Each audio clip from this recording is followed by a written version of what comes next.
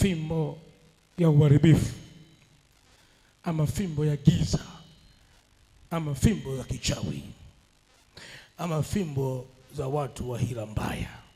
Amen. Nini tafsida ama tafsiri ya neno fimbo?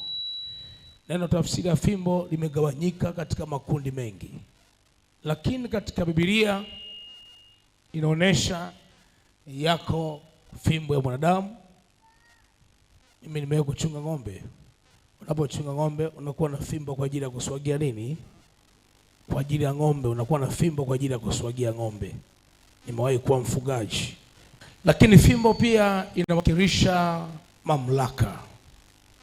Kikubwa zaidi fimbo inawakilisha nini? Mamlaka. Kwa sababu hata ng'ombe unaposwaga, wale ng'ombe wanakusikiliza wewe. Lakini pia kuna fimbo ya Mungu, muumba mbingu na nchi.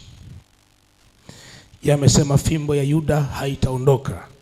Fimbo ya enzi ya Yuda haitaondoshwa. Manake kila familia kuna fimbo ya utawala. Katika ukoo mmoja kuna mtu amepewa fimbo ya utawala hiyo familia. Wengine wana fimbo za utawala kwenye familia zao. Tangu wakiwa wadogo ni viongozi. Fimbo ya uongozi, fimbo ya kusaidia wengine. Katika Biblia inasema walioitwa ni wengi lakini wateule ni wachache. Sifa za mteule hazifanani na waliochaguliwa. Unaweza mkachaguliwa wengi kwenye kila familia. Hata Yesu alichagua wanafunzi 12. Lakini yuko wako aliyewaona special.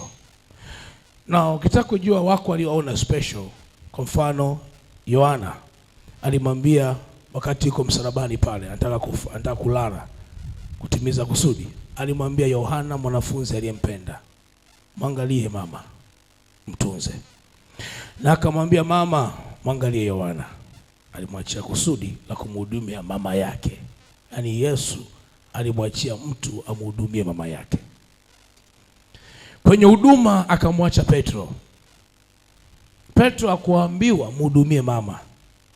Petro aliambiwa ni msingi wa kanisa. Kutoka sura ya 7 mstari wa 10 mpaka wa 12.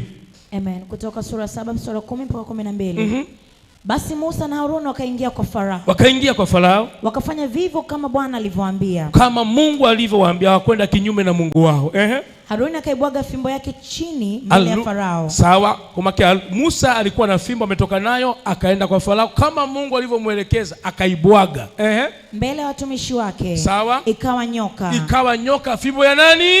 Ndipo Farao naye akawaita wenye akili. Farao akawaita watu wa kwanza wenye akili. 2 akawaita nani? Wenye akili na wachawi. 2. Na hao waganga wa Misri. 3 akawaita waganga wa Misri. Wakafanya vivyo kama uganga wao. Kanisa namba ngapi hii? Namba 3. Watu wenye akili wanaweza kutesa maisha yako. Akatumia akili yako kukutapeli ama kuharibu future yako. 2, mchawi anaweza kuharibu ndoto yako. Anaweza kuharibu ndoa yako, anaharibu familia yako. Ana uwezo wa kuiharibu ardhi yako. 3, anasema waganga. Farao akaita waganga. Je, kwenye ukoo wenu hakuna waganga? Je, kwenye ukoo wenu hakuna wachawi? Je, kwenye ukoo wenu hakuna wenye akili? Wapo. Sijamaanisha ufanye nao vita hao. Nataka ufanye vita na hizi roho 3. Sijui kama niko na watu wanaelewa.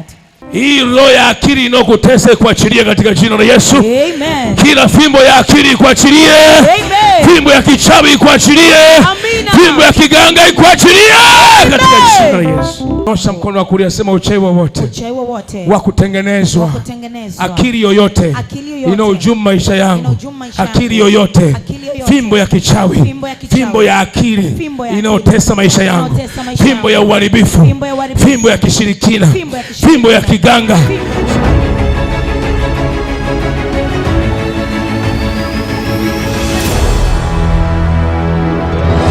Naona fimbo ya nyota iliyomezwa. Nyota.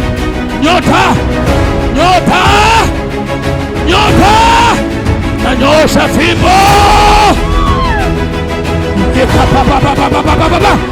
Yesekepa. Fimbo ya uharibifu. Fire. Magonjwa ya siri. magonjwa jificha, magonjwa kizazi, kizazi, kizazi, kizazi, naona kizazi, kizazi, kizazi, kizazi, kizazi, kizazi.